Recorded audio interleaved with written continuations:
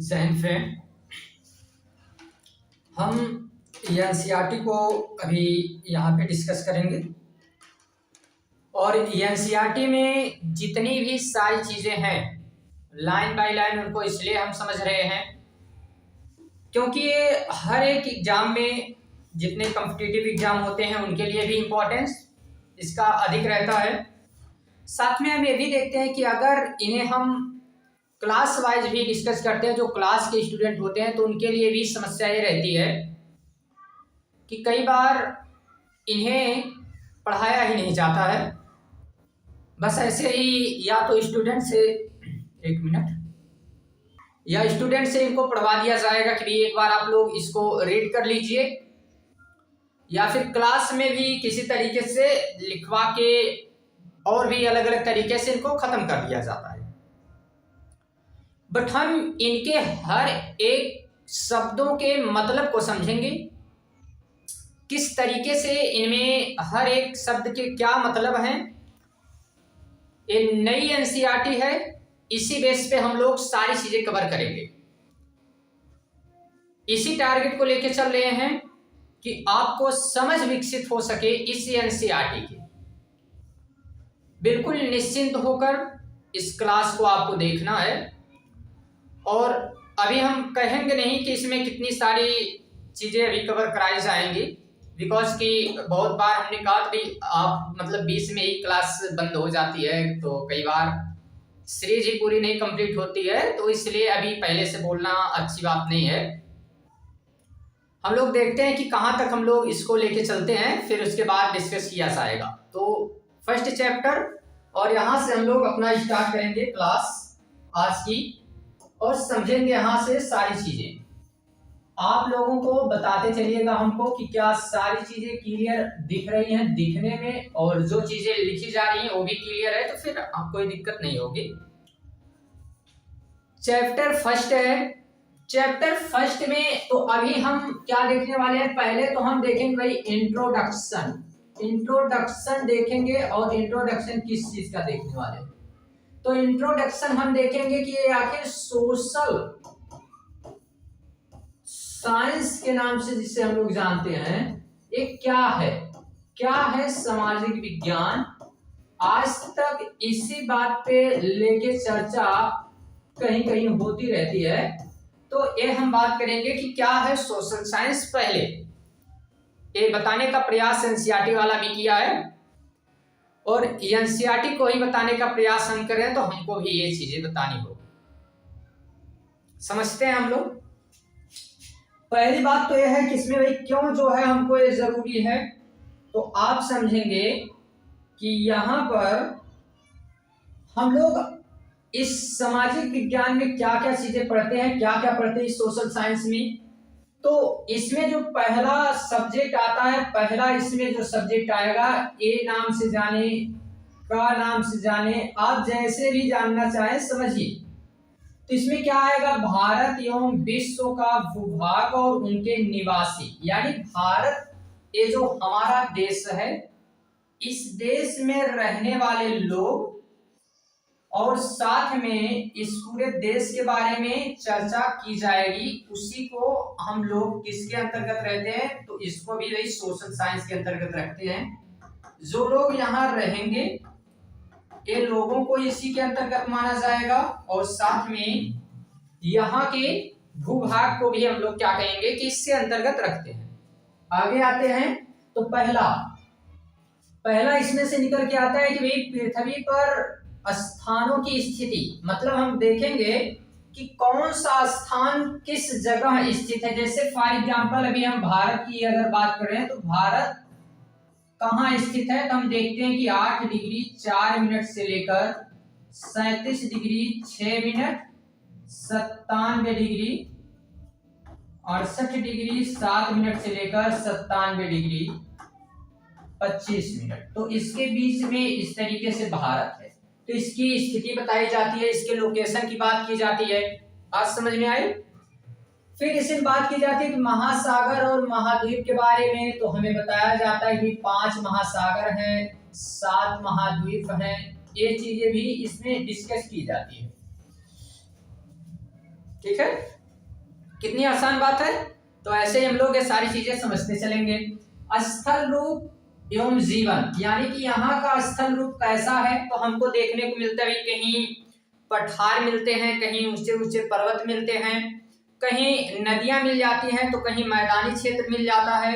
इन सारी चीजों के बारे में भी हमको डिस्कस करना है। वहां हमारा जीवन कैसा होगा, ये चीजें हम यहाँ समझते हैं। इतिहास, अब इसके बाद दूसरे नंबर पे आता है, जिसको हम नाम क्या देंगे दूसरे नंबर पे, तो अतीत के चित्रपट, मतलब हम जो चीजें बीत गई हैं, जो चीजें बीत गई हैं उनके बारे में कुछ समझेंगे।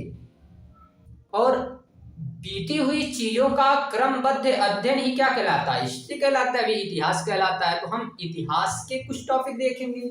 इसको हम क्या नाम दे देते हैं, इसको हम नाम दे देते हैं जियोग्राफी।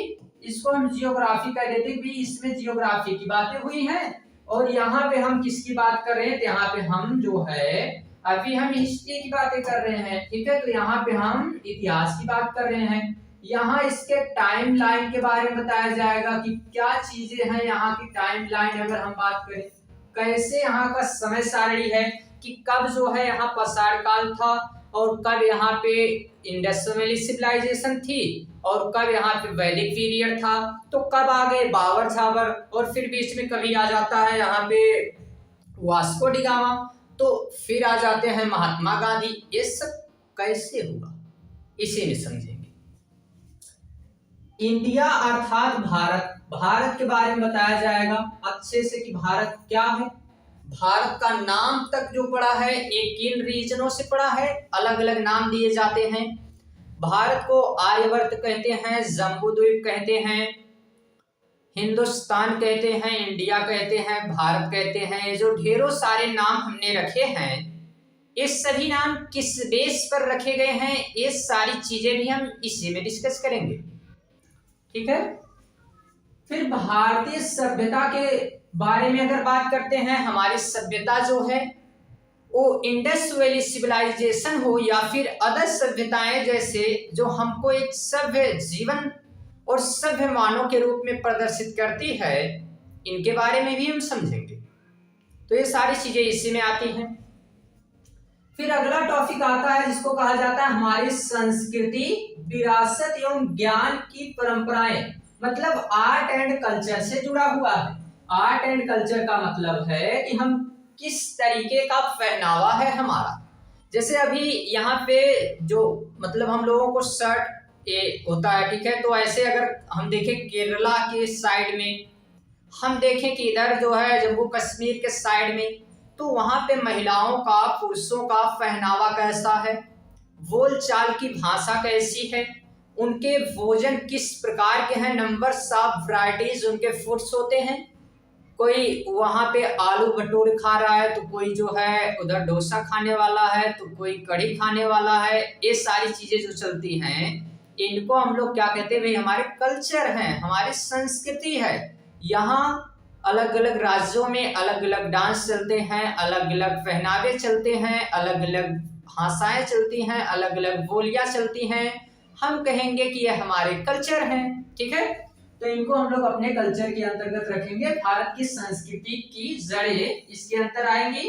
विविधता में एकता, एक में अनेक, मतलब है कि हमारा देश तो भाई ऐसा है कि यहाँ पे बहुत सारी भाषाएं, बहुत सारे धर्म, बहुत सारे तरह के लोग यहाँ रहते हैं, तो फिर भी हमारे यहाँ एकता कैसे है, ये औरों के लिए परेशानी बनी है। इसका एग्जाम्पल ऐसे समझिए कि किसी घर में बहुत सारे लोग रहते हैं, फिर भी एक साथ रहते हैं, कभी लड़ाई झगड़े नहीं होते हैं। माने लड़ाई झगड़े का मतलब है कि उस तरीके से हो, बट ऐसा नहीं कि हम लोग पूरी तरह से अलग हो जाएं, टूट के अलग हो जाएं, ठीक है। तो ये चीजें यहाँ पे नहीं हमको मिलती हैं।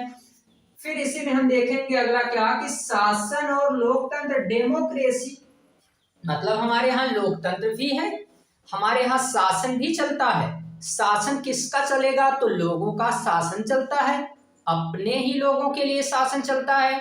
इसको डेमोक्रेसी कहते हैं। डेमोक्रेसी क्या है भाई, डेमोक्रेसी क्या है, तो डेमोक्रेसी यानी कि लोगों का एक तरीके का शासन अपने ही लोगों के लिए, तो इसको हम डेमोक्रेसी कहेंगे। क्या क्या इसके अंतर्गत पढ़ेंगे, परिवार और समुदाय, कि परिवार किससे कहते हैं, फैमिली क्या है, कितने तरह की होती है। लोकतंत्र में और चीजें अगर समझेंगे तो आधारभूत यानी कि शासन के बारे में, कि यहाँ शासन कितने तरीके का है, विधायिका, कार्यपालिका, न्यायपालिका, 3 अलग तरीके से बांटेंगे। फिर केंद्र सरकार, राज्य सरकार, लोकल गवर्नमेंट, ये सारी चीजें हम यहाँ डिस्कस करेंगे। ठीक है, तो ये सब चीजें हम यहाँ पढ़ेंगे। आगे हमको मिलता है इसी में कि लोकतंत्र ग्रामीण क्षेत्रों में स्थानीय सरकार, जैसे अभी प्रधान जो होते हैं, ठीक है, ये क्या करते हैं, लोकल क्षेत्रों में अपना शासन चलाते हैं। इसी बेस पे सारी चीजें हम डिस्कस करते हैं। फिर क्या शहरों में भी ऐसा होता है, जैसे ग्रामीण क्षेत्रों में होता है, ऐसे शहरों में म्युनिसिपालिटीज होती हैं, नगर पालिकाएं होती हैं, तो इस शहरों में भी हमको देखने को मिलता है। इन्हीं सारी चीजों के बारे में डिस्कस करना है। आगे क्या बच जाता है, तो आगे अभी एक चीज और बचा है, और वो क्या है, वो है 5वां इसमें टॉपिक, जिसको हम क्या नाम देते हैं, उसको नाम देते हैं हमारे आसपास के आर्थिक जीवन। आसपास का जो आर्थिक जीवन है, आर्थिक जीवन का मतलब हम पैसे कहाँ से लेके आते हैं, हमको पैसे मिलते कैसे हैं, हम कौन सा काम करते हैं, तो हम किस क्षेत्र के अंतर्गत आएंगे, ये सारी चीजें। तो इसमें जैसे आसपास की आर्थिक गतिविधियां, हम पैसे कहाँ से लाएंगे, ये जो अभी इसमें ढेरों सारे एग्जाम्पल दिए जाते हैं। क्लास 9 में पालमपुर जैसा एग्जाम्पल दिया गया है। तो ये सारी चीजें हैं। फिर कार्य का महत्व, तो अगर हम कोई काम कर रहे हैं, काम कोई छोटा हो बड़ा हो, उसका क्या इंपॉर्टेंस है, क्या महत्व है, ये सारी चीजें हम सोशल साइंस में डिस्कस करते हैं। ठीक, तो ये तो बस बताया गया है। आगे समझते हैं हम लोग, आगे क्या हमको समझना है, तो आगे समझना है कि आइए कुछ बेसिक बातों को भी थोड़ा सा हम समझ लेते हैं। देखिए, ये सीखने वाली बातें हैं।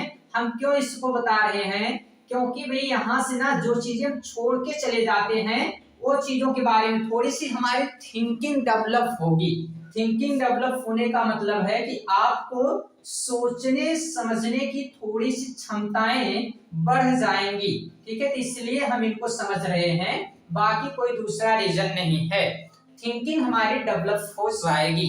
चलिए देखते हैं, तो इसमें क्या समझना है, इसमें हमको समझना है भाई, पहली बात इसमें हम ये समझ लेते हैं कि आइए हम लोग क्या पता लगाते हैं कि यहाँ पे हमने चित्र को देखा, क्या ये चित्र जो अभी दिया गया आपने देखा, हमने देख लिया है, झील में पानी कहाँ से आ रहा है, मतलब यहाँ ये जो झील बनाई गई है, इसमें पानी कहाँ से आएगा, कहाँ से जल की मात्रा आ रही है, सड़क का निर्माण किसने क्यों किया होगा, माने जो सड़क यहाँ बनी है, ये सड़क किसने बनाया होगा और क्यों बनाया होगा, क्या इसके रीजन है।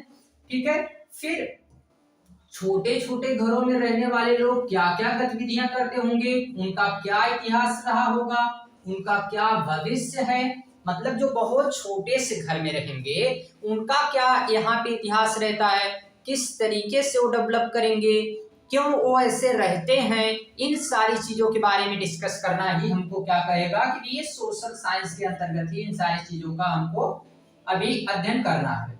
अब आप लोग क्या कर सकते हैं, इसके बारे में अपने कुछ आंसर वगैरह लिख सकते हैं, बट नहीं भी चाहेंगे तो कोई इससे प्रॉब्लम नहीं होने वाली है।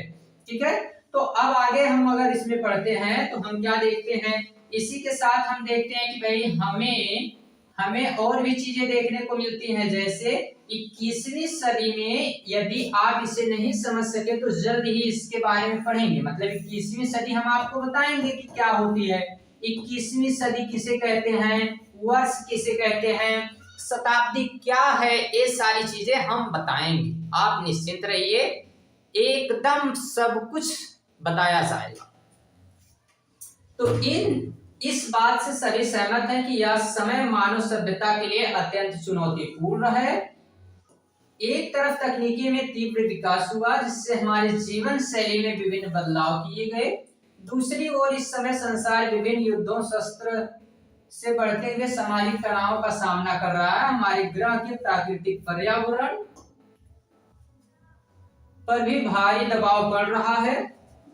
हम असाधारण संभावनाओं के युग में असामान्य चुनौती के साथ जीवन यापन कर रहे हैं और विश्व भर में अधिकाधिक लोग यानी कि अधिकतर लोग यह सोच रहे हैं कि मानव के समक्ष आने वाली समस्याओं का किस प्रकार हल करें, हमारा समाज किस प्रकार शांति और समर्थता के साथ जीवन जीने सीखे, हम किस प्रकार इस सुंदर ग्रह पृथ्वी जिसे हम सभी साझा करते हैं रक्षा न केवल अपने लिए अपितु बल्कि रहने वाले सभी प्राणियों के लिए करें। मतलब कि इस समय में ढेरों सारी समस्याएं आ रही हैं। वो समस्याएं कैसी हैं कि हम लोग क्या कर रहे हैं कि जैसे ही डेवलप हो रहे हैं वैसे ही बहुत सारे युद्ध आ रहे हैं, नए नए अस्त्र शस्त्र बन रहे हैं, अलग अलग समस्याएं आ रही हैं। तो इनका हम सामना कैसे करेंगे, ये चीजें यहाँ पे बताई जा रही हैं। हम मिलके कैसे सामना करेंगे और हमारे लिए ऐसा मतलब कोई समाधान ढूंढा जाए जो केवल मानव जाति के लिए ना बल्कि पूरे इस पृथ्वी पर रहने वाले सभी लोगों के लिए लाभकारी हो, सभी की समस्याओं को दूर करने वाला हो। तो ऐसे ही हमको यहाँ पे ढूंढने हैं। अब एक बहुत ही मौलिक प्रश्न बहुत सरल है लेकिन इसके उत्तर सरल नहीं है। इनके बारे में हमको ये सारी चीजें समझनी है। कहने का मतलब है कि जितनी सारी चीजें हैं इनके बारे में हम पढ़ेंगे तो सामाजिक विज्ञान के कई विषय भी होते हैं, जैसे इसमें होता है जियोग्राफी जिसको भूगोल कहते हैं, इतिहास, राजनीतिक विज्ञान, अर्थशास्त्र, समाजशास्त्र, मानव विज्ञान, पुरातत्व विज्ञान, मनोविज्ञान, ये बहुत सारे विषय इसी में आते हैं सोशल साइंस के अंतर्गत जिनके बारे में पढ़ने हैं हमको। ठीक है, तो चलिए अब इनके बारे में हमको डिस्कस करना है। ये हमने एक बार देख लिया तो एक तरीके का इसका सिलेबस हमने डिस्कस कर ही लिया है पहले से। अब हमको क्या करना है, तो अब हम लोग यहाँ से आते हैं और ए स्टार्ट होता है पहला चैप्टर पृथ्वी पर स्थानों की स्थिति। बहुत ही अच्छा चैप्टर और ये यहाँ से स्टार्ट हो रहा है अब आपके सामने और आप भी इनको ध्यान से पढ़ते हुए चलेंगे। मे भी आपको ये सारी चीजें समझ आ रही होंगी और अगर अभी कुछ नहीं समझ में आया है तो अभी कुछ समझाया ही नहीं गया है, अभी तो चीजें स्टार्ट हो रही हैं। और ये चैप्टर हमारे पास पहला क्या आता है, तो बड़ा ही सुंदर चैप्टर है। यहाँ पे हमारे पास चैप्टर फर्स्ट है पृथ्वी पर स्थानों की स्थिति, यानी कि हम क्या देखने वाले हैं, अर्थ की लोकेशन, यहाँ अलग अलग स्थानों की लोकेशन के बारे में, कौन सा स्थान कहाँ स्थित है, इन सारी चीजों के बारे में हम समझते हैं। तो पृथ्वी के अंतरिक्ष में स्थिति जो जल, पृथ्वी, अग्नि और वायु से बनी है और यह गोलाकार है, यह सभी स्थलीय और जलीय प्राणियों से घिरी हुई है। ऐसा आर्यभट्ट ने 500 ईसा पूर्व में कहा था। आर्यभट्ट ने ये बात कब बोला है, आर्यभट्ट ने कहा है बहुत समय पहले कि भाई जानते हैं पृथ्वी क्या थी। तो पृथ्वी के बारे में अगर हम बात करते हैं तो पृथ्वी क्या है, पृथ्वी है एक तरीके से हम उसी को कहेंगे कि ये ऐसी पृथ्वी है और इसके चारों तरफ हम लोग रह रहे हैं। ठीक है, अब कुछ को ये लगेगा कि केवल ऊपर रहे, नहीं भैया चारों तरफ रह रहे हैं, यही तो इसका ऊपरी भाग कहलाएगा। तो इसी को बताया गया है आर्यभट्ट के द्वारा।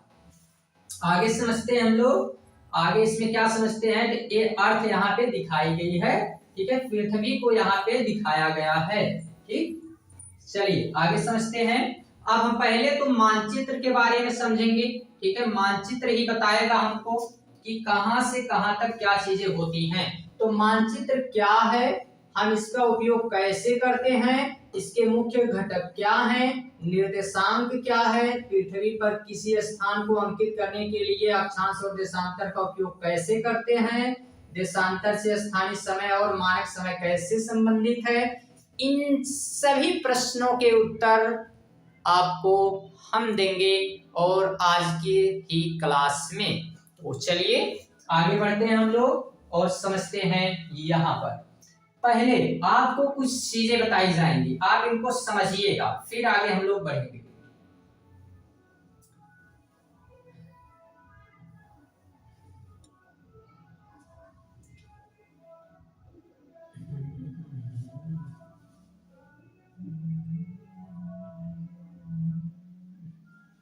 चलिए आप सोचिए कि अगर पहली बार किसी नगर की यात्रा करते हैं, मान लीजिए कि आप कहीं गए हैं और पहली बार किसी शहर की यात्रा कर रहे हैं, ठीक है, कहीं आप गए थे, आप गए और वहां जाने के बाद आप कहीं की यात्रा कर रहे हैं, बढ़िया, आपको लगा कि हम चलते हैं, घूम के आते हैं, और आप भी यात्रा कर रहे हैं, और आपको जिन स्थानों की यात्रा करना चाहते हैं उनका पता कैसे लगाएंगे, आप सहायता के लिए किसी स्थान व्यक्ति से पूछ सकते हैं। जैसे आपको जाना है देहरादून, आपने कहा जी हम घूमने जाएंगे, हमने कहा जी चलते हैं, तो चल लिए हम लोग घूमने। अब वहां पूछना पड़ेगा ना किसी से कैसे जाना है, कहाँ कहाँ बढ़िया प्लेस है, कहाँ टूरिस्ट प्लेस मिलेगा, कहाँ हम घूम सकते हैं, तो ये सारी चीजें हमको देखनी पड़ेगी, ठीक है। तो उस नगर के मानचित्र को देख सकते हैं। पिछली कक्षा में आपने मानचित्र के बारे में कुछ बातें सीखी थी जो पहले हमने पढ़ा होगा जब आप छोटे थे। तो चलिए अब हम एक खेल खेलते हैं कि एक छोटा सा नगर है और मानचित्र का निरीक्षण कीजिए। कल्पना कीजिए कि आप रेलवे स्टेशन पर एक गाड़ी से अभी अभी उतरे हैं, मानचित्र पर अंकित बैग में जाना चाहते हैं, मानचित्र के अंकित बैग में जाना चाहते हैं, मानचित्र को समझना चाहते हैं। आप किस मार्ग से जाएंगे, क्या कोई अन्य संभावित मार्ग है, या इसी मानचित्र में सार्वजनिक उद्यान, विद्यालय, संग्रहालय का भी पता लगा सकते हैं। यदि आप बैंक से बाजार तक जाना चाहते हैं तो आप किस मार्ग को चुनेंगे, ऐसी परिस्थिति में एक मानचित्र उपयोग में आता है। चलिए कुछ ऐसे चित्र दिखाए गए हैं और ये बताया जाता है इस मानचित्र के बारे में, समझिएगा कुछ चीजों को। अभी इसमें हम देखिए आपको ज्यादा चीजें नहीं बताते हैं, बस केवल लोकेशन बता देते हैं। थोड़ा सा इसलिए हम लोग बहुत ही बेसिक से पढ़ रहे हैं, कुछ भी नहीं आपको आता है कोई बात नहीं है, आपको बहुत कुछ आता है कोई बात नहीं, ठीक है, क्योंकि हमारा थोड़ा सा ना अलग अंदाज रहता है। चीजें स्टार्टिंग से स्टार्ट करिए और फिर लास्ट तक लेके उनको आराम से चलिए। जैसे रेलवे स्टेशन है, विद्यालय है, चिकित्सालय है, बाजार है, नगर पंचायत है, बैंक है, संग्रहालय है, तो आपको इन सब में कुछ नहीं याद रखना है, एक चीज याद रखना है, ये डायरेक्शन, बस डायरेक्शन याद रखिए। डायरेक्शन को आपको केवल याद रखना है।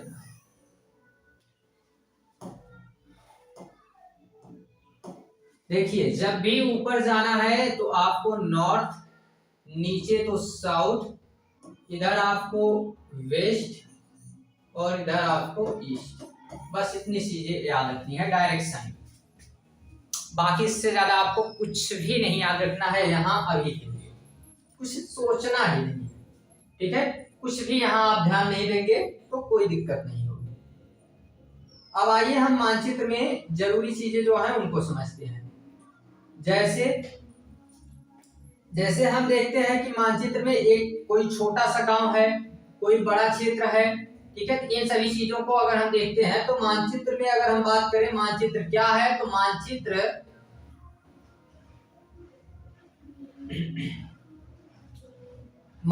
एक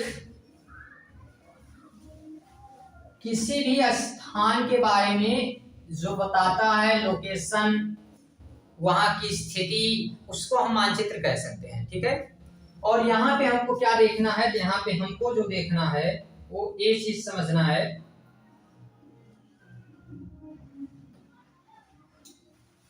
एटलस के बारे में। एटलस क्या है, एक ऐसी किताब होती है जो मानचित्रों के बारे में बताती है। मानचित्र के बारे में हम देखें तो ये अनेक प्रकार का होता है। पहला भौतिक मानचित्र, मुख्य रूप से जिसमें प्राकृतिक जैसे पर्वत, पठार, महासागर, नदियां, ये सब दिखाए जाते हैं, इनको हम लोग भौतिक मानचित्र कहते हैं। और राजनीतिक मानचित्र जिसमें देश और राज्य की सीमा, नगर, ये सब चीजें दिखाई जाती हैं, इनको हम राजनीतिक मानचित्र कहते हैं, ठीक है। इन सभी को हम राजनीतिक मानचित्र कहेंगे, जिससे सभी राज्य, केंद्र शासित प्रदेश, उनकी राजधानी, ये सब अगर दिखाया जाता है उसको राजनीतिक मानचित्र। थीमेटिक मानचित्र का मतलब किसी एक थीम पर आधारित हो। थीम पर आधारित मतलब केवल नदियों को, केवल वहां पे पठारों को, केवल पर्वतों को ऐसे दिखा दिया जाए तो उनको हम नाम देते हैं थीमेटिक मानचित्र। जैसे 3 मुख्य घटक हैं दूरी। पहले तो मानचित्र में दूरी बहुत ही इंपॉर्टेंट है कि कितने डिस्टेंस पे क्या चीजें हैं। फिर दिशा, डायरेक्शन, जो अभी हमने आपको बताया, ठीक है, ये डायरेक्शन आपको याद रखना जरूरी होता है। फिर डायरेक्शन के बाद प्राकृतिक चिन्ह, जैसे आपको पहचान में आना चाहिए कि ए अंतरराष्ट्रीय सीमा की लाइन है और ए राज्य के सीमा की बाउंड्री को दर्शाया गया है। ये नदियों का चिन्ह है, ये पर्वतों का चिन्ह है। ये चीजें पता होनी चाहिए। तो ये सब चीजें यहाँ पे हमको बताई जाती हैं, ठीक है, यही चीजें हमको ज्यादा जरूरी होती है जानना।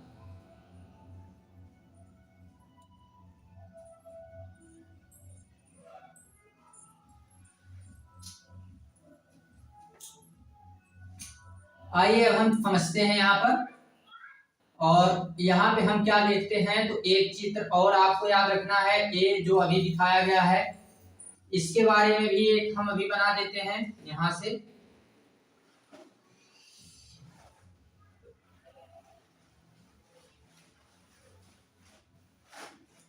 इसके बारे में भी हम आपको दिखा देते हैं।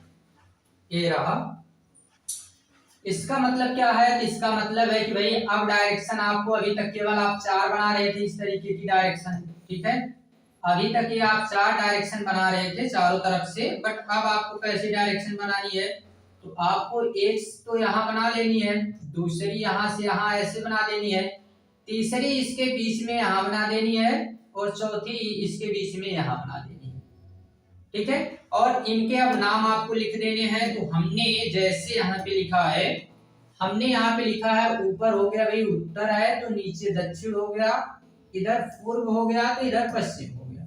अब इन दोनों के बीच का रहेगा, तो दोनों के बीच का तो उत्तर पश्चिम हो जाएगा, और इन दोनों के बीच का रहेगा तो उत्तर पूर्व, इन दोनों के बीच का है तो दक्षिण पूर्व, इन दोनों के बीच का है तो दक्षिण पश्चिम। बस ऐसे इसके डायरेक्शन होते हैं। इनको क्या नाम दिया जाता है, तो इनको नाम दिया जाता है कि भाई इसमें 4 दिशाएं जो होती हैं इनको हम लोग प्रधान बिंदु कहते हैं। ये जो चारों पहले हमने बताया तो उनको प्रधान बिंदु कहते हैं, ठीक है, या फिर चतुर्दिश कह सकते हैं। फिर इसके बाद जो अतिरिक्त होती हैं जिनको मध्यवर्ती दिशाएं कहते हैं, तो चारों बीच में आती हैं, इनको मध्यवर्ती दिशा कहते हैं। बात समझ में आ गई। अब सबसे ज्यादा इंपॉर्टेंट अगर कुछ है तो ये प्रतीक चिन्ह को समझना।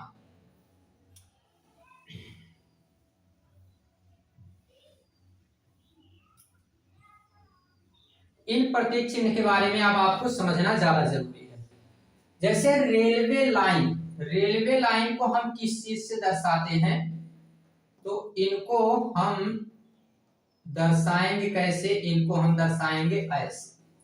मतलब ए चिन्ह बड़ी लाइन के लिए है, ए छोटी लाइन के लिए है, ए रेलवे स्टेशन के लिए है, ठीक है। एक चिन्ह याद रखेंगे, ये आप लोगों को यही पूछा जाएगा। ज्यादा जरूरी क्या है, ज्यादा जरूरी इस पूरे चैप्टर में एक तो डायरेक्शन, दूसरा ये चीज, और फिर अगर सड़कें हैं तो सड़कों को कैसे दर्शाएंगे। पक्की सड़क को इस तरीके से 2 स्ट्रेट लाइन, 2 सीधी लाइनों से दर्शाया जाएगा पक्की सड़क को, यहां से ऐसे, ठीक है। और जैसे ही अगर कच्ची सड़क को दर्शाना है तो 2 सीधी लाइन, बट बीच में इनमें क्या होना चाहिए, तो बीच में इनमें ब्रेक होना चाहिए। इनको हम नाम देते हैं कि भाई ये कच्ची सड़कें हैं, ठीक है।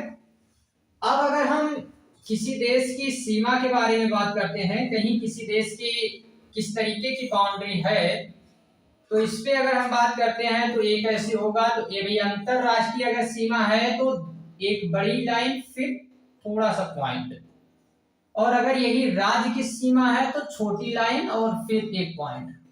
बट अगर जिला को दर्शाना है, जिले की बाउंड्री, तो ऐसे बस बीच बीच में ब्रेक और एक लाइन रहेगी। लेकिन अगर नदी को दर्शाना है तो नदी का चित्र कुछ ऐसा हम दिखा सकते हैं, ठीक है, कई बार ऐसे भी दिखाए जाते हैं। कुआं अगर दिखाना है तो भाई एक सर्कल के आकार का, बीच में पॉइंट ऐसे दूसरे कलर का भी कर सकते हैं। तालाब का ये चित्र है, एक चित्र है नहर का, ठीक है, नहर का चित्र है।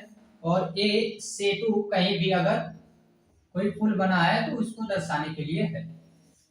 मंदिर को कैसे दर्शाया जाएगा, तो भाई मंदिर को कुछ ऐसा हम लोग दर्शाते हैं, ठीक है, ऐसा हम मंदिर को दर्शा देते हैं। अब गिरजाघर को कैसे दर्शाना है, तो एक प्लस का आइकन बनाइए और फिर यहाँ इस तरीके से बना दीजिए। ऐसे ही मस्जिद को दर्शाना है तो इस तरीके से आप मस्जिद का चित्र दिखा दीजिए कि ये क्या हो गई है, ये हो गई है मस्जिद, ठीक है। तो ये अलग अलग तरीके से ये मानचित्र में दर्शाया जाता है। फिर इसके बाद छतरी, इसको कैसे दर्शाना है, तो इसको भी इस तरीके से दर्शा दीजिए, ठीक है। तो ये अलग अलग तरीके से आप दर्शा सकते हैं। अब डाकघर को पीओ से दर्शाया जाता है, और यहां से अगर हम देखते हैं डाक और टेलीग्राफ कार्यालय हो तो पीटीओ से, और पुलिस स्टेशन हो तो पीएस से, पुलिस स्टेशन, ठीक है। अब बस्तियां अगर दिखानी हो तो ये जो चित्र है बस्तियों के लिए, और कब्रिस्तान दिखाना है तो इस तरीके का। वृक्ष दिखाना है तो ऐसे चित्र दिखाए जा सकते हैं, ऐसे चित्र ग्रीन कलर के। इसमें रंग भी थोड़े से मायने रखते हैं तो रंग को भी ध्यान देना है। और फिर ये लास्ट में घास को दर्शाना है तो ऐसे भी दिखा सकते हैं, बट एक ग्रीन कलर का होना चाहिए, ठीक है, कलर इसका ग्रीन होना चाहिए। यूं दिखा सकते हैं एक घास के लिए, ठीक। तो ये इसके कुछ प्रतीक चिन्ह होते हैं जिनके बारे में हमने आपको बताया है। आगे अगर हम समझते हैं तो आगे क्या हमको समझना है।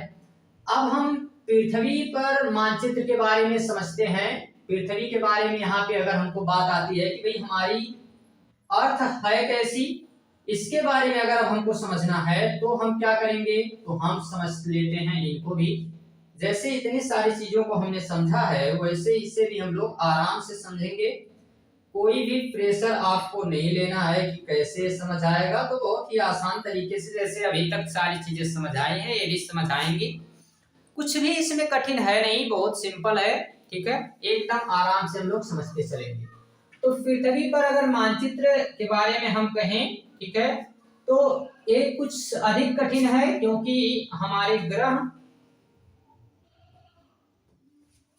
ग्रह का आकार चपटा नहीं है, इसकी आकृति लगभग गोलाकार है।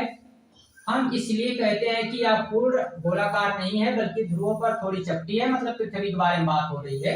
व्यवहारिक दृष्टि से गोलाकार मानेंगे। कागज के एक समतल पृष्ठ पर गोलाकार वस्तु को यथावत चित्रित कर देना संभव नहीं है। ऐसा क्यों, क्योंकि समझने के लिए या संतरे को इस प्रकार छीलिए कि आपके पास उसके छिलके के केवल 3 अथवा 4 टुकड़े हों। इसके बाद एक मेज पर उन्हें चपटा करके रखने का प्रयास कीजिए। आप देखेंगे किनारे को तोड़े बिना आप नहीं रख सकते हैं। कहने का मतलब कि अगर ये हमारी पृथ्वी है, आप इसको पूरा उधेड़ के आप ऐसे मानचित्र बना दीजिए कि पॉसिबल नहीं है बिना कहीं से तोड़े। इसलिए हम कह सकते हैं कि मानचित्र हमारे अर्थ का एग्जैक्ट नहीं बन सकता, बट हमने बनाया है। क्या करना है भाई, एक मान के हमने बना दिया है, तो इसके लिए हम क्या करते हैं, एक ग्लोब तैयार करते हैं। अब ग्लोब पर अगर हम विचार करें तो एक गोल आकृति जैसा उस पर मानचित्र बनाया गया है, और यह पृथ्वी, चंद्रमा, मंगल, तारों और तारामंडल आदि का भी एक मानचित्र हो सकता है। इस पृष्ठ पर दिए गए प्रथम चित्र पर दिया गया है, यहाँ पे जैसे कुछ चीजों को दर्शाया गया है, यहाँ पे आप देख सकते हैं, ठीक है। इसके बेस पर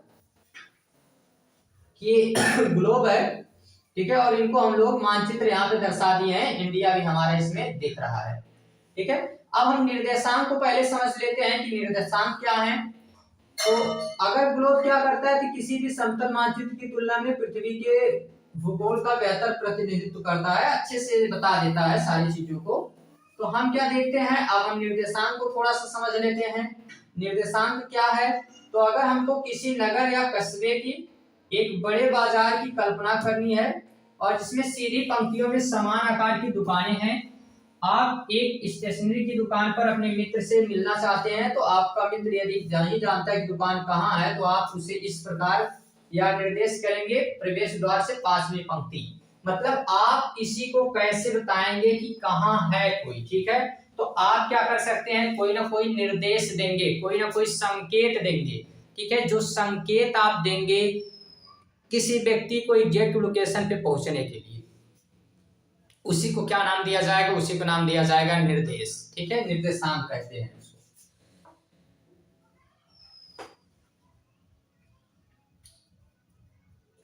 तो अब हम इसमें समझते हैं कि इन निर्देशांक के लिए यानी हमको कहीं ना कहीं पहुंचने के लिए दो चीजों की जरूरत होती है, और वो दो चीजें क्या हैं, तो एक तो आएगा अक्षांश, दूसरा आएगा देशांतर। तो हमको समझना किसके बारे में है, अक्षांश और देशांतर के बारे में, जो एग्जैक्ट में अच्छे टॉपिक अब स्टार्ट हो रहे हैं।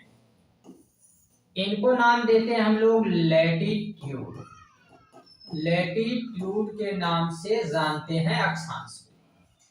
अब हम क्या करते हैं, तो हम देखते हैं कि अगर ग्लोब को देखें, ग्लोब कुछ ऐसा है, हमारे पास एक ग्लोब हमने रख दिया कि ये क्या है, ये भाई ग्लोब है, ठीक है, एक ग्लोब है। अब हम क्या देख रहे हैं इस ग्लोब में, तो हम देख रहे हैं कि ये उत्तर ध्रुव मतलब यहाँ पर, ठीक है, यहाँ पर, और साथ में अगर हम दक्षिण ध्रुव की बात करें तो यहाँ, ठीक है, ये दक्षिण ध्रुव हो गया, ये उत्तर ध्रुव हो गया, उत्तरी ध्रुव दक्षिणी ध्रुव। जब घुमाया जाता है तो ऊपरी और निचले स्तर पर स्थित बिंदु दो ध्रुव है, मतलब अगर इसको घुमाया जाए, ग्लोब को अगर हम घुमा दें पूरी तरह से, और ग्लोब को घुमाने के बाद दो पॉइंट एक जगह स्थिर रहेंगे, उन पॉइंट को नाम दिया जाएगा ध्रुव यानी पोल, और वही पोल, ऊपर वाला पोल कहलाएगा नॉर्थ पोल, नीचे वाला पोल कहलाएगा साउथ पोल, ठीक है। तो इनको नॉर्थ पोल साउथ पोल के नाम से जानते हैं। अब अगर हम बात करते हैं तो इनके बीच में, ये जो ऊपर और नीचे दो पॉइंट हैं, इनके बीच में यहां से एक स्ट्रेट लाइन क्रॉस करती है, और ये जो स्ट्रेट लाइन यहां से क्रॉस करेगी, इस लाइन को हम लोग क्या नाम देते हैं, इस लाइन को नाम देते हैं इक्वेटर, दैट मीन्स भूमध्य रेखा, ठीक है, इसको हम लोग भूमध्य रेखा के नाम से जानते हैं। ये जो स्ट्रेट लाइन इसमें अभी क्रॉस हो रही है, ठीक है। अब अगर हम बात करते हैं तो इसी को हम लोग स्ट्रेट लाइन, भूमध्य रेखा, या फिर इसी को विषुवत रेखा भी कहते हैं, ये आप याद रखेंगे कि विषुवत रेखा भी कहते हैं, इक्वेटर भी कहते हैं, इक्वेटर 0 डिग्री अक्षांश भी कह सकते हैं। तो उस वृत्त को पहचानिए जो इसे चिन्हित करता है, मतलब ये तो हमने दिखा दिया। कल्पना कीजिए कि आप भूमध्य रेखा पर खड़े हैं, ठीक है, यहाँ पे आप कहीं खड़े हैं, अब आपकी दूरी बढ़ती जाएगी, अक्षांश भूमध्य रेखा से इसी दूरी को मापते हैं। आप इस यात्रा के किसी भी बिंदु पर एक काल्पनिक रेखा खींच सकते हैं जो भूमध्य रेखा के समांतर पूर्व से पश्चिम की ओर जाती है। इस प्रकार की अक्षांशों को हम लोग क्या नाम देते हैं, इस प्रकार की रेखाओं को अक्षांश कहते हैं। यानी कि जो समान अंतर होगा इनके बीच में, तो हम यानी सिंपल सी बात अगर बताएं, हम क्या कहेंगे भाई, हम कहेंगे कि अगर हमको देखना है तो भूमध्य रेखा तो हमने समझ लिया, ठीक है, फिर हमको क्या समझना है, हमको अगर ये समझना है, ठीक है, इसके बारे में, तो हम कहेंगे कि देखिए ये हमारे पास था ग्लोब। अब अगर इस ग्लोब में हमने देखा कि ये लाइन इक्वेटर है, तो साथ में यहाँ से इसी से समान अंतर इक्वल डिस्टेंस पर और भी ऐसी लाइनें खींची गई होंगी, और ये जो और भी लाइनें हैं जो इक्वल डिस्टेंस पर आ रही हैं, समान अंतर पे आ रही हैं, इन्हीं लाइनों को हम लोग क्या नाम दे देते हैं, इन्हीं लाइनों को हम लोग नाम दे देते हैं लैटिट्यूड, ठीक है, इन्हीं को लैटिट्यूड कहते हैं। इनको समांतर रेखाएं भी कहा जाता है, ठीक है, समांतर रेखा भी इनको कहते हैं, इन्हीं को लैटिट्यूड के नाम से भी जानते हैं, ठीक है। ये बात समझ में आ गई है, इनको हम लोग क्या क्या नाम देते हैं, तो ये सभी इनके नाम है, अलग अलग नाम अभी इनको हमको इनमें समझने हैं। चलिए आगे बढ़ते हैं, तो आगे हम क्या समझते हैं, अब आगे हमको ये बात यहाँ पे याद रखनी है कि अक्षांशों को अंशों की डिग्री के रूप में व्यक्त किया जाता है। अगर हम देखें तो विषुवत वृत्त अक्षांश 0 डिग्री या 0 है, जबकि दो ध्रुवों के मध्य अक्षांश 90 डिग्री। तो हम क्या कह सकते हैं कि अक्षांश जलवायु के बीच एक संबंध है, भूमध्य रेखा के चारों ओर जलवायु गर्म, इसे उष्ण कहते हैं, और भूमध्य रेखा से दूर दो ध्रुवों के बीच की एक यात्रा करें तब अक्षांश की डिग्री बढ़ती है और जलवायु शीतोष्ण हो जाती है। और इन सभी चीजों को हम थोड़ा सा समझ लेते हैं, यानी कि इनको हम ऐसे समझते हैं एक चित्र के माध्यम से। ये हमारे पास आ गया क्या, ये हमारे पास आ गया है एक ग्लोब। थोड़ा सा हम दूसरा स्लाइड ले लेते हैं, कोई दूसरी स्लाइड ही ले लेते हैं।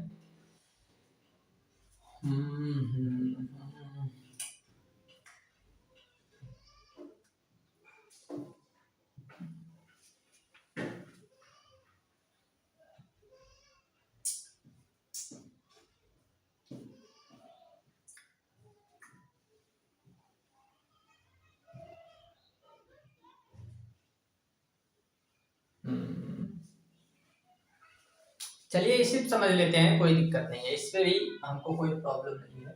हम इसी पे समझ लेते हैं लैटिट्यूड लॉन्गिट्यूड। देखिए ये हमने क्या रख दिया भाई, ये तो हमारा हो गया ग्लोब। ग्लोब में हमने क्या देखा कि ग्लोब में हमने देखा यहां से एक पॉइंट स्ट्रेट लाइन क्रॉस होती है और इस स्ट्रेट लाइन को हमने क्या नाम दे दिया, इक्वेटर। ऐसे ही ढेरों सारी लाइनें यहां से क्रॉस होती हैं, ठीक है।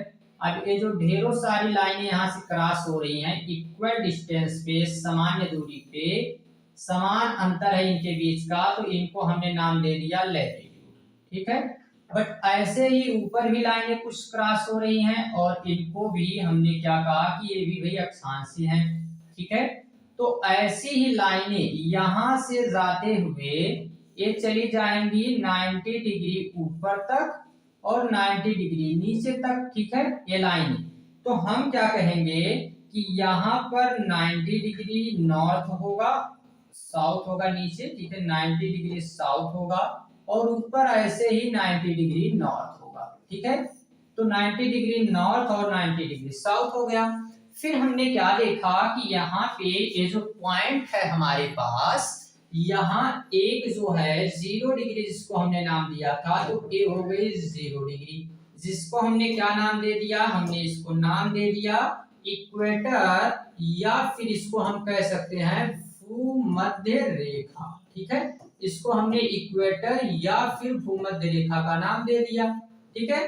बट अभी हम अगर देखें तो इस 0 डिग्री से यहाँ बीच के इस कुछ हिस्से तक और ऐसे ही यहाँ, ठीक है, जिनको हम क्या नाम देते हैं, हम अपने से अलग से नाम एक दे देते हैं 23.5 डिग्री नॉर्थ, ऐसे ही 23.5 डिग्री साउथ।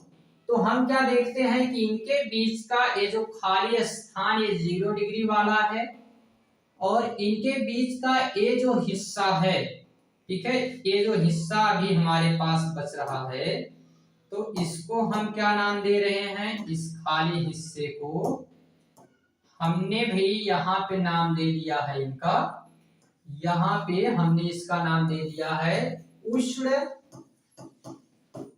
उष्ण क्यों, क्योंकि गर्म क्षेत्र है, तो उष्ण कटिबंध इसको हम लोग कहते हैं, उष्ण कटिबंध। ऐसे ही हमने नीचे की तरफ भी नाम दे दिया और नीचे की तरफ हमने क्या नाम दिया है, इस हिस्से को, इसको भी हमने कहा उष्णकटिबंध। बट अगर हम बात करें तो इसके थोड़े से आगे बढ़ेंगे तो यहाँ हमको मिलेगा थोड़ा ठंडा क्षेत्र, ऐसे यहाँ भी मिलेगा ठंडा क्षेत्र, तो इनको हम नाम दे देते हैं शीतोष्ण कटिबंध। ऐसे यहाँ भी शीतोष्ण कटिबंध। बट एकदम अगर हम लास्ट में आएंगे 90 डिग्री के पास तो बिल्कुल भाई ठंडा है, तो इनको नाम दे देंगे हम लोग शीत कटिबंध, ठीक है। यही चीजें, इनको तो हम बहुत डिटेल में डिस्कस करते हैं बाद में, अभी भी हमने इसको कई बार यूट्यूब पे बहुत ही डिटेल में कवर कर दिया है। आप अगर सुजीत कोचिंग क्लास के नाम से सर्च करेंगे तो ये सारी टॉपिक हमने बहुत समय पहले भी कवर करा दिया है, लेटेस्ट में भी कई बार हमने कवर कराया है, तो ये तो कवर कराया हमने। बट न्यू एनसीईआरटी आई है तो हमें लगा कि इसमें इस तरीके से कवर कराया जाए कि एहसास भी ना हो कि ये जो है जानते हैं, बड़े सिंपल वे में चलते हैं हम लोग।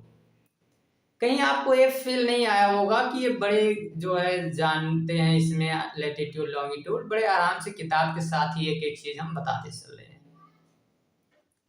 ठीक है। आपको ये नहीं दिखाना है कि हमको जानकारी है, हम इसमें बहुत सारी चीजें जानते हैं, क्या मतलब है उनका, कोई नहीं, जो चीजें इसमें हैं उसी के बिहेव पे हम चल रहे हैं। आगे बढ़ते हैं हम लोग। तो आगे अब हम क्या समझते हैं कि अब ऐसे ही हमने लैटिट्यूड को जो समझा, ऐसे ही हम अभी लॉन्गिट्यूड को भी समझते हैं। बट इनसे पहले कुछ चीजें आप याद रखेंगे कि इन्हीं के वजह से ऋतुएं भी बदलती हैं, मतलब एक तरीके से जो सीजन फॉर्मेशन होता है, ऋतु बदलती है, वो भी इसी के बिहेव पे। आइए पहले क्या समझते हैं, देखिए इसको नाम देते हैं ना हम लोग नॉर्थ पोल। अब ये क्या है, तो एक तरीके का एक पॉइंट है यहाँ, और यहां से ये 0 डिग्री, ठीक है। अब यहां पे जितनी इधर से रेखाएं जाती हैं, ये सभी लाइनें, इनको हम देशांतर कहते हैं। ये जो सीधी लाइनें जाती हैं, ये सब देशांतर लाइनें हैं। और एक बीच वाली लाइन भूमध्य रेखा यानी विषुवत रेखा के नाम से जानते हैं, ठीक है। तो ये चीजें भी यहाँ पे आपको याद रखनी है। बाकी इसमें लोकेशन वगैरह अभी आप नहीं याद रखेंगे तो चल जाएगा। अब हम देशांतर के बारे में भी समझ लेते हैं। माने जो आपकी बुक कहे ना, उसी के बिहेव पे समझ रहे हैं, तो ऐसा निश्चिंत होके बैठे रहिए कि सारी चीजें हम क्लियर करने के ही मकसद से आए हैं। हमने कहा कि भाई बुक को थोड़ा सा हम लोग कवर कर रहे हैं अच्छे तरीके से। ऐसे भी लोगों ने किताबें पढ़ना छोड़ दिया है, तो हमें लगता है कि हम ही लोग पढ़ लेते हैं शांति से। बहुतों ने केवल क्लास देखा, खत्म कहानी, तो बुक पढ़ना थोड़ा सा नहीं चाहते हैं, तो इसी माध्यम से बुक पढ़ लीजिए जैसे भी हो सके। देशांतर में अगर देखें तो कल्पना कीजिए कि आप संभवतः सबसे छोटी रेखा पर उत्तर ध्रुव से दक्षिण की ओर यात्रा कर रहे हैं। ग्लोब पर अवलोकन कीजिए कि आप पाएंगे यूरोप अफ्रीका के मार्ग से जाने वाली एशिया के मार्ग से जा सकते हैं, और दूसरी समान रेखा इन रेखाओं को मेरिडियन ऑफ लॉन्गिट्यूड कहते हैं। और ये अर्धवृत्त है जो ध्रुव से दूसरे ओर मिलती है, यानी ये जो रेखा यहाँ से जो लाल वाली गई है ना, इस लाल वाली रेखा को हम नाम क्या देते हैं, ये जो लाल वाली रेखा यहाँ से जा रही है, रेड लाइन, इसको नाम देते हैं मेरिडियन लाइन। मेरिडियन लाइन मतलब खास लाइन, प्राइम मेरिडियन कहते हैं। प्राइम का मतलब होता है खास, मेरिडियन का मतलब यामोत्तर है। एक ऐसी खास लाइन है। इसका नाम हम रखते समय हम बताते हैं कैसे हमने इसका नाम रखा था। जी हमने ही रखा था, सुजीत सर ने इसका नाम रखा था। और ये नाम बड़े अच्छे से हमने रखा कि क्यों, क्योंकि ये बार बार रूठ जाने वाली है, तो हमने कहा भी इसका नाम हम अच्छे से रख देते हैं। पहले तो इसका नाम हमने केवल रखा 0 डिग्री लॉन्गिट्यूड, और 0 डिग्री लॉन्गिट्यूड रखा तो फिर ये क्या हो गई कि भाई हमारा नाम इतना अच्छा, आपको क्या जरूरत है कि इतना जो है अच्छा नाम आपको कहीं नहीं मिलता है। हमने कहा ठीक है बढ़िया नाम रखते हैं, इसका नाम हम लोग प्राइम मेरिडियन रख दिए थे, ठीक है। तो ये अक्षांश के साथ साथ देशांतर में आपको याद रखनी थी चीजें। आगे अगर बढ़ जाते हैं तो इसी को हम लोग प्रमुख यामोत्तर के नाम से जानते हैं, ठीक है। अगर हम देखें तो और भी एक आती है जिसको हम लोग जानते हैं किस नाम से, एक तो आती है हमारे पास 180 डिग्री पे ऐसे पीछे लाइन आएगी, और उनको हम लोग किस नाम से जानते हैं, तो उनको हम लोग जानते हैं इंटरनेशनल डेट लाइन के नाम से, ठीक है। इंटरनेशनल डेट लाइन कहेंगे उसको। बट आगे अगर हम लोग बात करते हैं तो हमको और भी चीजें देखनी है कि जैसे कुछ स्थान हैं उनके बारे में अगर हम समझते हैं, कुछ प्लेस ऐसे हैं उनकी लोकेशन के बारे में। तो जैसे क्या क्या है, जैसे यहाँ पे आप देख सकते हैं हमारे पास कुछ प्लेस हैं, जैसे इसमें आ गया पहला, हम देखते हैं पहला क्या है, तो न्यूयॉर्क। न्यूयॉर्क 74 डिग्री पूर्व में। न्यूयॉर्क कहाँ है, 74 डिग्री पूर्व में। अगर बात करें इस तरीके से तो ये हो गया 0 डिग्री। अब 0 डिग्री से हम पूर्व की तरफ जाएंगे तो इधर अगर हम लोग देखते हैं तो ये आ जाएगा भाई कहीं ना कहीं इधर 74 डिग्री होगा। 74 डिग्री पे हमको क्या मिलेगा, न्यूयॉर्क मिल जाएगा, ठीक है। मतलब उस ग्लोब में अभी वहां पे चित्र होगा, आपको हम दिखाई देते हैं थोड़ा सा। 74 डिग्री कहाँ गया जी, 74 डिग्री, ये 60 डिग्री है तो यहीं कहीं होगा, ठीक है। कुछ ऐसा मान के चलिए आप कि इधर होगा ये 74 डिग्री के आसपास, ठीक है। यहाँ पे न्यूयॉर्क मिलेगा, बट इधर तो अभी ऐसे देखने में आपको इंडिया मिल रहा है, बट वैसे एग्जैक्ट में अगर हम देखेंगे तो पूर्व में कौन मिल जाएगा? अच्छा वो पश्चिम था, एक मिनट, पश्चिम रहा होगा, पूर्व नहीं होगा। न्यूयॉर्क तो रहना चाहिए पश्चिम में, बिकॉज ये किसकी राजधानी है? तो भाई ये राजधानी है अमेरिका की, तो पश्चिम में होगा, ठीक है। उसको मिलना चाहिए पश्चिम में। इस चित्र में हमको पश्चिम में मिल जाएगा, यहाँ पर अभी नहीं दिख रहा है बट यहाँ होगा, ठीक है। यहाँ पे ये 60 है तो 60 के बाद यहाँ अमेरिका की राजधानी, ठीक है। आगे बढ़े। ऐसे ही हमको क्या देखना है, ऐसे ही हमको समझना है यहाँ पर दिल्ली 77 डिग्री पूर्व में है, टोक्यो 140 डिग्री पूर्व में है। ये तीनों लोकेशन याद रखेंगे, वेरी मोस्ट इंपॉर्टेंट थिंग्स, कुछ याद रहे ना रहे, ये तीनों लोकेशन याद रहनी चाहिए। टोक्यो है 74 डिग्री पर पश्चिम में, दिल्ली है 77 डिग्री पर पूर्व में, और साथ में याद रखना है किसको? तो याद रखना है टोक्यो को।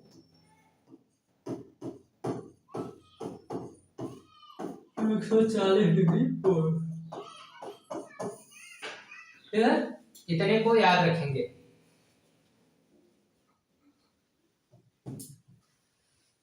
ये सभी का जो है अक्षांश और देशांतर की लोकेशन से देख सकते हैं कि किस किस जगह रहेंगे।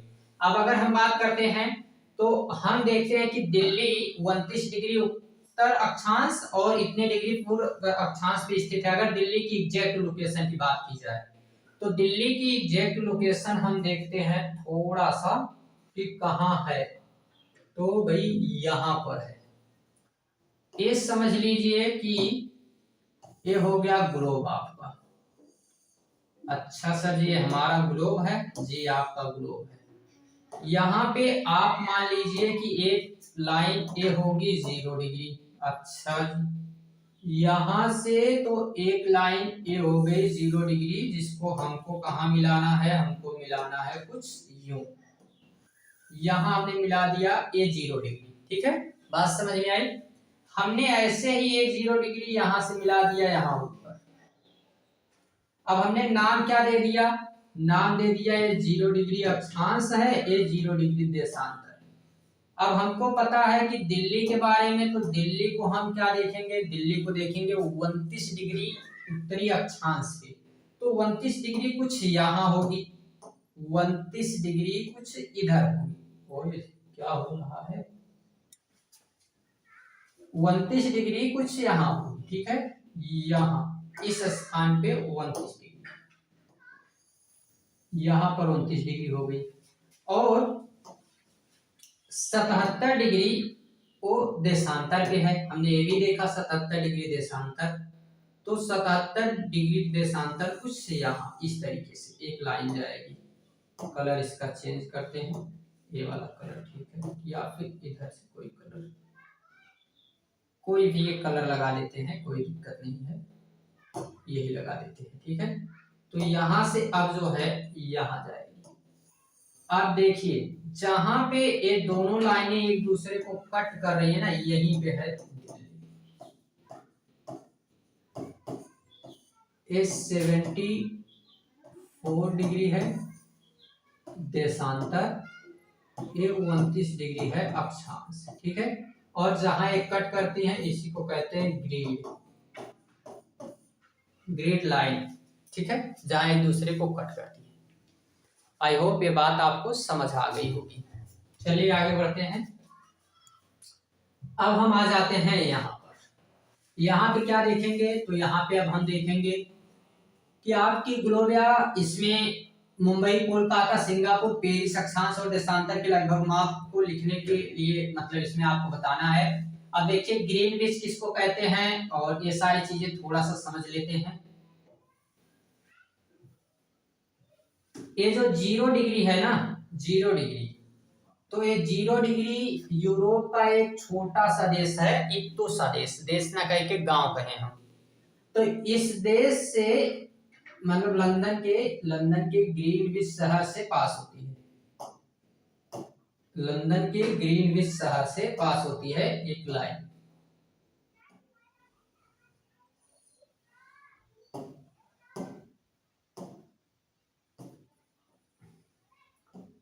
यहां से पास होती है और इसी को नाम दिया जाता है ग्रीनविच। और ये 0 डिग्री है जो भूमध्य रेखा है।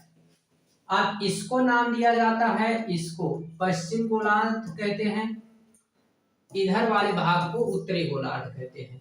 ठीक है, उत्तरी गोलार्ध, पूर्वी गोलार्ध कह सकते हैं। ठीक है, ये इधर का है, ये इसमें का है, इसको हम पूर्वी गोलार्ध, एक पश्चिम गोलार्ध तो एक कहेंगे पूर्वी गोलार्ध। मतलब ये ऐसे ऐसे जब बांटेंगे तो इधर पूर्वी गोलार्ध, इधर पश्चिम गोलार्ध, और जब इसी को ऐसे बांट देंगे तो ऊपर वाला हो जाएगा उत्तरी गोलार्ध, नीचे वाला दक्षिणी गोलार्ध, कुछ इस तरीके का। ठीक है, ये बात आपको समझ में आ गई है।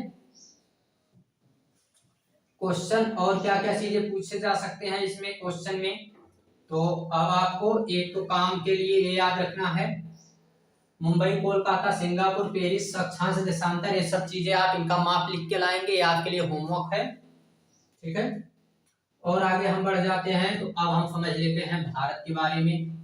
और भारत के बारे में ये आपको इनकी लोकेशन बतानी है कि ये कितने कितने डिग्री अक्षांश पे हैं। ठीक है, तो यहाँ पे इनका क्या बताना है कि भाई ये किस किस डिग्री पे अभी स्थित हैं, इनके लोकेशन। उज्जैनी और प्रमुख के प्राचीन खगोल विद्या में उपयोग किया जाता था। वृत्त से अंकित गए नगरों का खगोलिक ग्रंथों में उल्लेख किया गया जो महत्वपूर्ण हैं, तो उनके आधुनिक नाम और उनके नामों के साथ दिए गए हैं। ये नाम उनका बताया गया है, क्या क्या नाम था। ठीक है, और क्या नाम अभी हो गया है, ये चीजें यहाँ बताया गया है। 75.8 डिग्री पूर्व में स्थित है। ठीक है, 75.8 डिग्री पूर्व में। इनकी लोकेशन बहुत जरूरी है। अब ये बताया गया है हमारे भारत के बारे में, कहां से कहां तक किस डिग्री तक फैला हुआ है।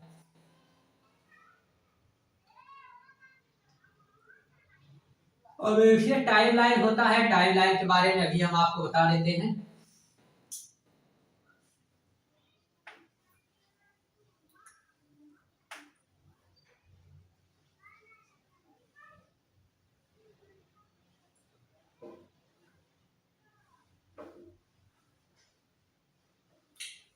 चलिए अब थोड़ा सा हम समझ लेते हैं।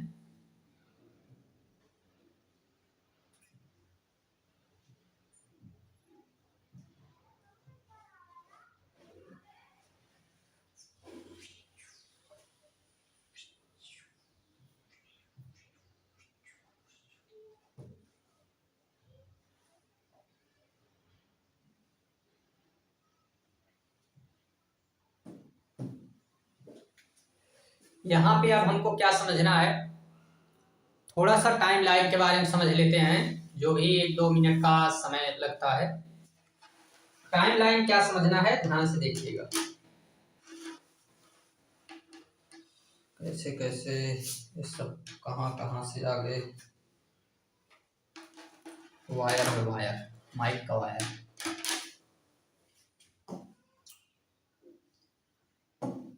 पहला तो ये समझेंगे आप, इसको हम कल देखें, क्या 1 घंटे के आसपास की क्लास हो गई है, बची हुई चीजों को कल देखते हैं इस चैप्टर का। ठीक है, 59 मिनट हो गए हैं, 1 घंटे होने वाले हैं, फिर इसको अब हम लोग कल देखेंगे। ठीक, मिलेंगे हम लोग अगली क्लास में। तब तक के लिए thanks, take care, bye bye.